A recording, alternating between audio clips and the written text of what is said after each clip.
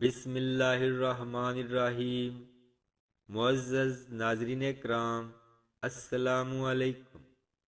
ابو ہریرہ رضی اللہ عنہ سے روایت ہے کہ رسول اللہ صلی اللہ علیہ وآلہ وسلم نے فرمایا، میری تمام امت کو معاف کیا جائے گا سوا گناہوں کو کھلم کھلا کرنے والوں کے، اور گناہوں کو کھلم کھلا کرنے میں یہ بھی شامل ہے کہ ایک شخص رات کو کوئی گناہ کا کام کرے اور اس کے باوجود کہ اللہ نے اس کے گناہ کو چھپا دیا ہے، مگر صبح ہونے پر وہ کہنے لگے، اے فلاں، میں نے کل رات فلاں فلاں برا کام کیا تھا، رات گزر گئی تھی اور اس کے رب نے اس کا گناہ چھپائے رکھا، لیکن جب صبح ہوئی تو وہ خود اللہ کے پردے کو کھولنے لگا۔